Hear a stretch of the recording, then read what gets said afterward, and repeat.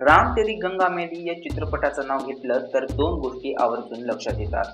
पहिली गोष्ट म्हणजे या पिक्चर मधले अजमर गाणे आणि दुसरी गोष्ट म्हणजे या पिक्चर मधली हिरोईन मंदाकिनी. तुमसे बसून प्यार की धुन मैंने तुझे चुन लिया तू भी मुझे चुन गिजरे डोळे, पांढरा रंग आणि मासूम चेहरा, जणू काही विश्वसुंदरीच पृथ्वीवर अवतरली असेल तशी. मंदाकिनी ती तिच्या पहिल्या चित्रपटापासून टॉप हिरोईन्स मध्ये गणल्या जाऊ लागली. संपूर्ण देश तिच्या सौंदर्याचा दिवाना होता. हर डायरेक्टर आणि प्रोड्युसर तिच्यासोबत काम करण्यास उत्सुक होते. पण जोपर्यंत मंदाकिनीचं नाव अंडरवर्ल्ड सोबत नाही जोडला गेला.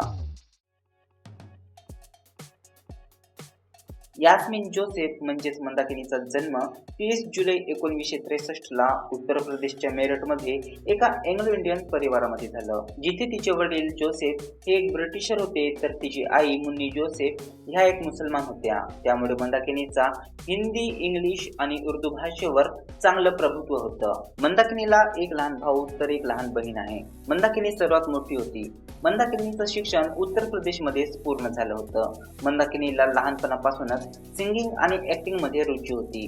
त्यामुळे ती तिच्या स्वप्नांना पूर्ण करण्यासाठी उत्तर प्रदेशहून मुंबईला आली. 1985 मध्ये शोमॅन राज कपूर त्यांचा सर्वात लहान मुलगा राजीव कपूरसाठी एक पिक्चर बनवत होते.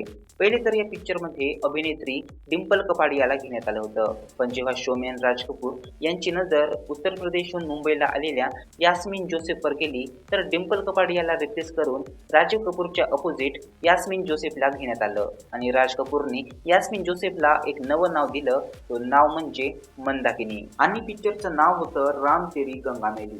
ही पिक्चर 16 ऑगस्ट 1985 ला बॉक्स ऑफिसवर रिलीज झाली आणि त्या वर्षीची ब्लॉकबस्टर मूवी ठरली.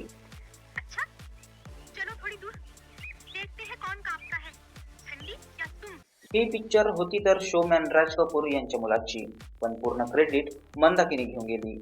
दिसायला सुंदर, गिजरे डोळे, देखणा चेहरा आणि राम तेरी गंगा मेली मधल्या बोल्ड सीन्समुळे ही मंदाकिनी चर्चेचा विषय ठरली. चोहीकडून तिच्या चर्चा व्हायला लागल्या. मंदाकिनीला त्या वर्षीचा फिल्मफेअर नॉमिनेशनही मिळाला होता. संपूर्ण देशात तिच्या गिजऱ्या डोळ्यांचे आणि तिच्या सौंदर्याचे चर्चे व्हायला लागले. हर डायरेक्टर आणि प्रोड्युसर तिच्यासोबत काम करण्यास उत्सुक होते.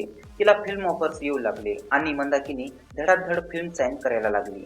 त्यामुळे बहुतांश फिल्म मंदाकिनीचे फ्लॉप झाले. Do you regret doing some films that you did back then? Yes, there are many movies which I regret.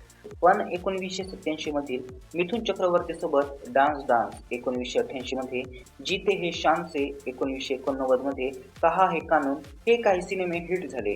पण मंदाकिनीला ती सक्सेस नाही देऊ शकले जी सक्सेस राम तेरी गंगा मेलीने दिले होते. मंदाकिनीला सिंगिंगचाही शौक होता, त्यामुळे मंदाकिनीने 2 अल्बम सॉंगही काढले होते. पहिल्याचं नाव होता नो वॅकन्सी आणि दुसरा होता शंबाला. मंदाकिनीचे एकामागोमाग एक सिनेमे फ्लॉप व्हायला लागले, तरी सुद्धा मंदाकिनीची फॅन फॉलोविंग कमी होत नव्हती. सर्व डायरेक्टर्स आणि प्रोड्युसर्स मंदाकिनी सोबत काम करायला तयार होते. पण 1994 मध्ये मंदाकिनीचं पूर्णपणे जीवन बदलून गेलं, जेव्हा तिचं नाव अंडरवर्ल्ड डॉन दाऊद इब्राहिम सोबत जोडलं गेलं. 12 मार्च 1993 ला मुंबईत 12 जागी बॉम्ब ब्लास्ट झाले. त्या बॉम्ब ब्लास्टमध्ये 257 लोकांचा जीव गेला तर 1400 पेक्षा जास्त लोक जखमी झाले. या बॉम्ब ब्लास्टचा मास्टरमाइंड अंडरवर्ल्ड डॉन दाऊद इब्राहिमला धरण्यात आलं. संपूर्ण देश त्याच्या विरोधात उभा होता आणि अशातच 1994 मध्ये दुबईच्या एका क्रिकेट सामन्यादरम्यान दाऊद इब्राहिम सोबत मंदाकिनीचा एक फोटो व्हायरल झाला आणि या फोटोला पाहून सर्व देशाला जणू धक्काच बसला आणि अफवा पसरली की दाऊद इब्राहिम आणि मंदाकिनी रिलेशनशिप मध्ये आहेत. यामुळे मंदाकिनी सोबत आता कोणीही फिल्म प्रोड्युसर किंवा डायरेक्टर्स काम करण्यास भीत होते. सर्वांना असं वाटत होतं की मंदाकिनी सोबत काम करणे म्हणजेच अंडरवर्ल्ड सोबत काम करणे. यामुळे कोणीही आता मंदाकिनी सोबत काम करायला तयार नव्हते. त्यामुळे 1996 मध्ये जोरदार ही मंदाकिनीची लास्ट पिक्चर ठरली आणि जोरदार नंतर मंदाकिनीने बॉलिवूडला राम राम केलं.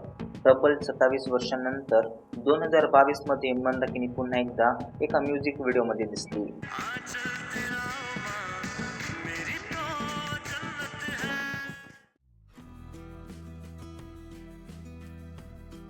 मंदाकिनीच्या पर्सनल लाईफ विषयी सांगायचं झाल्यास मंदाकिनीने 1990 मध्ये माजी बुद्धिस्ट मॉन्क आणि डॉक्टर कागयूर टी रिनपोचे ठाकूर यांच्यासोबत लव्ह मॅरेज केलं होतं.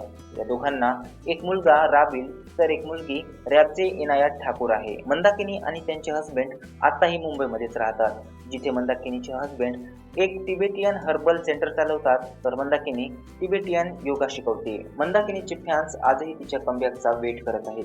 मंदाकिनी एकेकाळची टॉप हिरोईन्स पैकी एक होती, पण एका फोटोमुळे तिचं पूर्ण करिअर उद्ध्वस्त झालं. आजही मंदाकिनीला दोन गोष्टींमुळेच ओळखतात.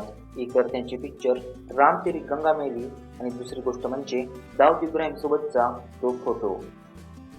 आता जर का तुम्हाला हा व्हिडिओ आवडला असेल तर लाईक करा, सबस्क्राईब करा आणि कमेंट करा आणि या QR कोडला स्कॅन करून कितीही धनराशी तुम्ही देऊ शकता. धन्यवाद.